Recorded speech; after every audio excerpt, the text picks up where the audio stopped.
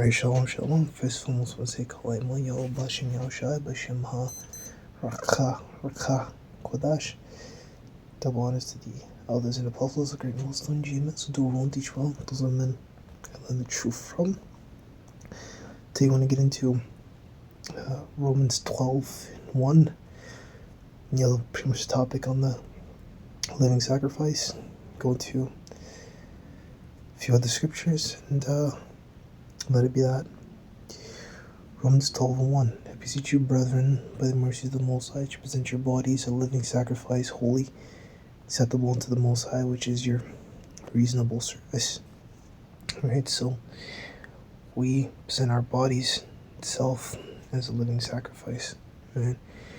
And we sacrifice our time, we sacrifice, our energy and everything into this truth, our wants and desires of the flesh, to be in this truth, man.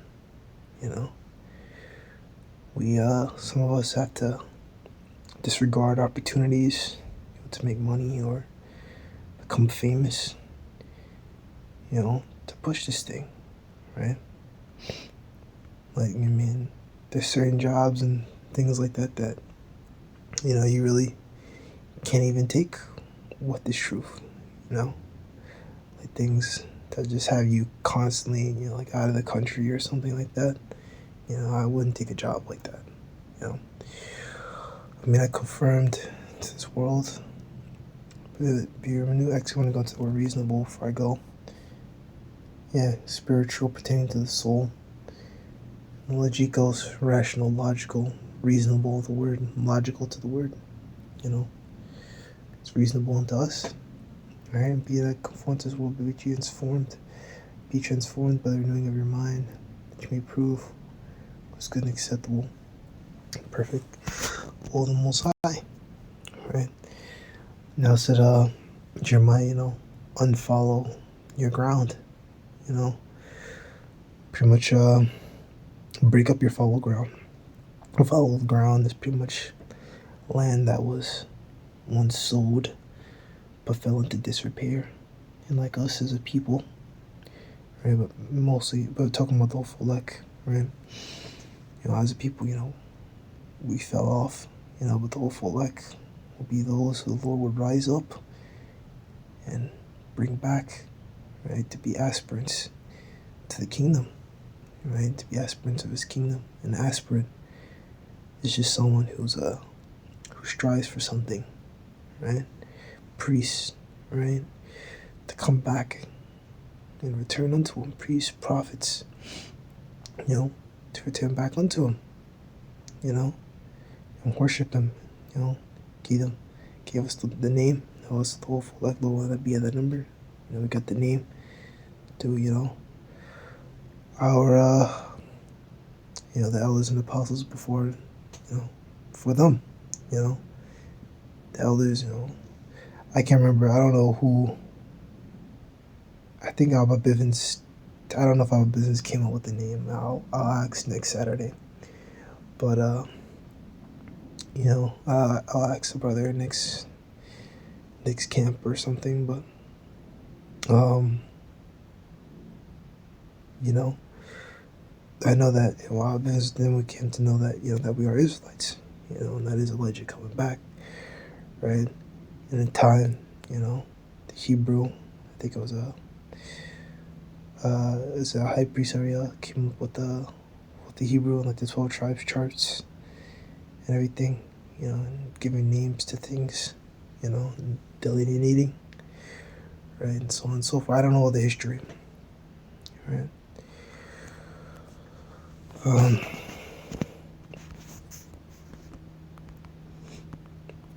Let's see if I can get this one off the top of my head.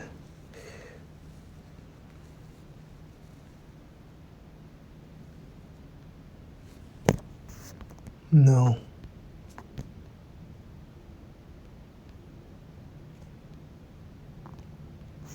No, this isn't what I want.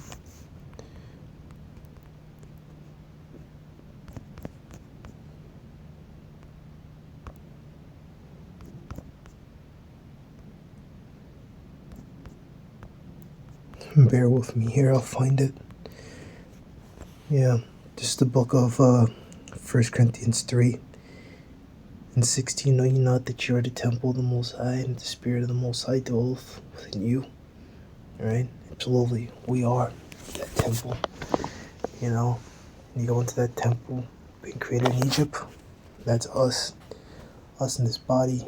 You know, it says, you know, we're like bricks coming together to make that temple. Their temple, that's the elect, right? That new temple, right? The Most High deals with us through our bodies, yeah, and that too, right? When we deal with ailments, you know, we pray to Yahweh Hashem Yahushai. You know, if we must fast, we fast, pray. You know, if we need help with something, you know, we fast and we pray. You know, or we just pray, and the Lord hears us, and He, you know, He'll help us. He doesn't disregard us, right? He may put us through certain things, but He doesn't, you know, ignore us, you know, or just treat us like we're nothing. You know, He won't betray us, right? Because we are in that temple, right? If any man defile the temple of the Most High, him shall the Most High destroy. For the temple of the Most High Yahweh is holy, which temple ye are, right? So we're not supposed to defile our temple, right? You know, you defile your temple through sin, right? Transgression of the law. But, you know, through these times now, we try to stay away from sinning. We abstain from it, right? However, you know, certain things we can't help. You know, if you have to buy food during the Sabbath, you know, it is what it is. But, you know, we try not to cook and things like that, right? And when it comes to women, you know, you try to check a woman out and be like, hey, like, you got a man, right? You know, be subtle with it, you know, because you don't want to deal with a woman that got a man, you know. That's no good. I mean, you shouldn't do that anyway, you know.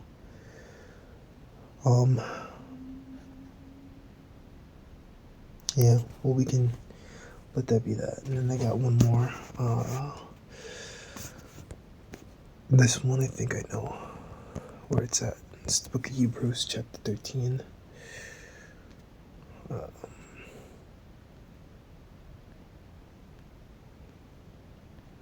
13 and 15. Right, by him, therefore, let us offer a sacrifice of praise to the Most High continually. That is the fruit of our lips, giving thanks to his name. I am to do good, communicate, forget not. For such sacrifices, the Most High is well pleased. Right? So that's why, you know, as it said, you know, temple is us, man.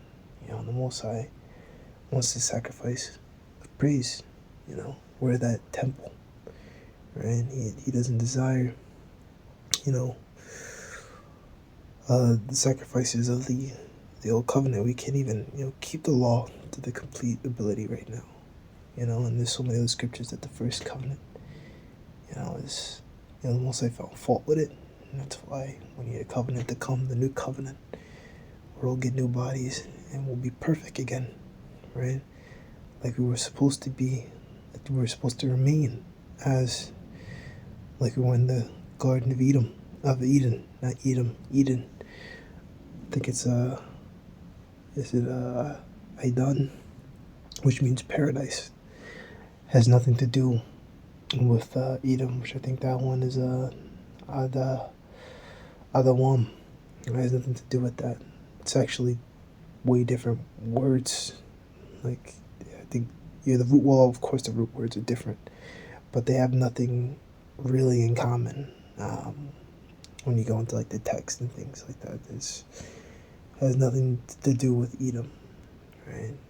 If anything, Edom is the opposite of paradise. You know, they were a robber nation. When you go into the history, you know, I'll have a book here, the Halley's Bible Handbook. Maybe I'll go into it again sometime, but pretty much Esau, Edom, they were known as they were pretty much like the ambush people, might take their stuff, at least according to this book in there. little commentaries and whatever. But yeah, obey them that have rule over you, submit yourselves, for they watch over your souls. They must give account. They may do it with joy and not with grief, for that is unprofitable for you. Right? Yeah, not the elders and apostles, right? The elders, right? So, I just wanted to go into that one as just a reminder, man. Don't grieve the elders and apostles, man, right? Those are the men that you learn the truth from. And don't be like these guys, splintering off and making your own group and this and that. It's madness. Madness, madness, madness. So let there be that little one you edified. And I say shalom.